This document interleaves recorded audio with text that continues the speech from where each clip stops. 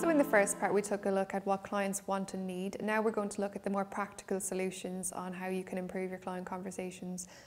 So first of all, let's get down to basics. What's the first thing accountants can do to prepare?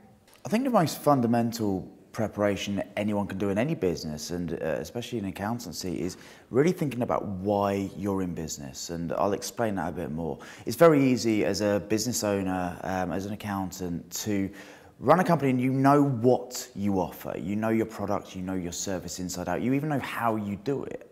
And we spend a lot of time talking to clients about that. And we try and use that to differentiate ourselves. But the challenge is that's often very similar between one accountant and another.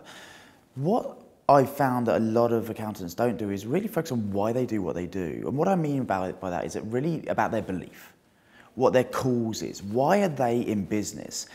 If you can attach a belief that you have to a belief that your clients will also have, then you're instantly starting on the same path. So for example, as opposed to talking about being an accountant who can deliver tax returns, that would be what you can do. And you do it by having monthly updates, whatever that might be. That's the what you do and how you do it. But actually, if you started a conversation saying, as an accountant, I believe that my role is to help you make the best business decisions to move your company forward.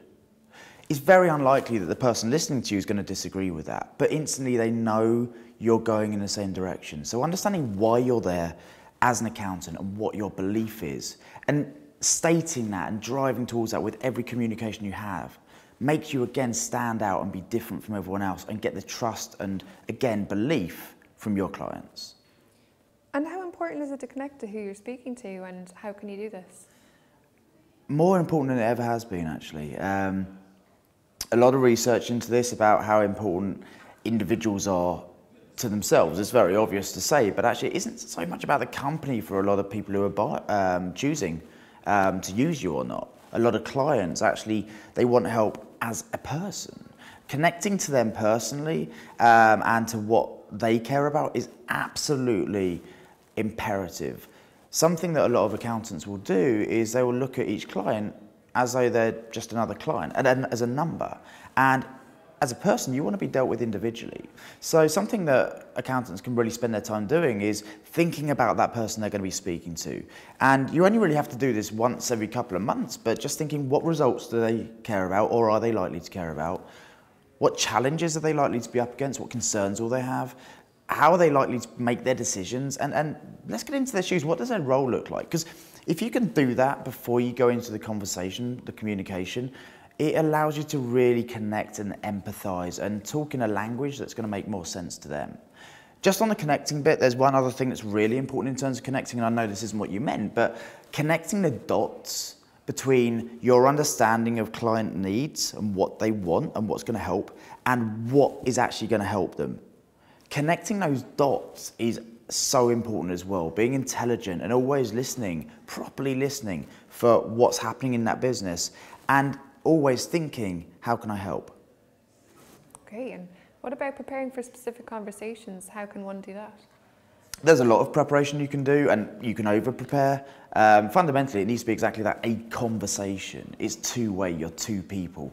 Yes, it's business, but it's still two people. And I think the best preparation you can do, apart from thinking about getting in their shoes, like I mentioned before, is knowing where you want to get to in the conversation. I see it so regularly that we have business conversations and they just turn into nothing. They don't get anywhere. There's no actions afterwards. And from a client's point of view, they might come out of that thinking, why did I have that conversation? What did I get from it? And again, from an accountant's point of view, if we're not going in knowing what good looks like, what we want to come out with, how on earth will we know if we've got there? How can you know where to get to, what the next step is? So really thinking about who is that client, where is reasonable for me to get to in this conversation, and how do I do it? Simple as that, but it makes a difference. So drawing on your experience of working with firms in this area, what are the biggest mistakes that people can make here? I think one I alluded to before, which is forgetting that you're talking to an individual, thinking you're just talking to a company, or worse, thinking you're just talking to a number, another client. to themselves, every single person is the most special person in the world, and you've got to appreciate and care about that with every conversation. So just reminding yourself of that makes a big difference.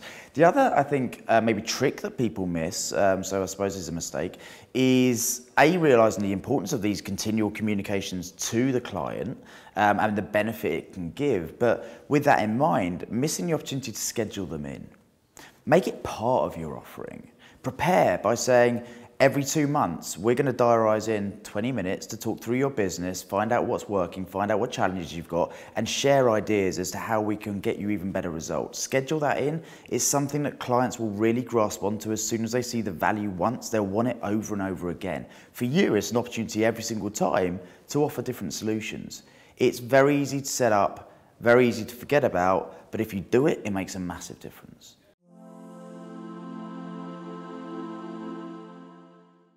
So we've had some practical tips on how to prepare. In the next video, we're going to look at how you can actually run the conversation.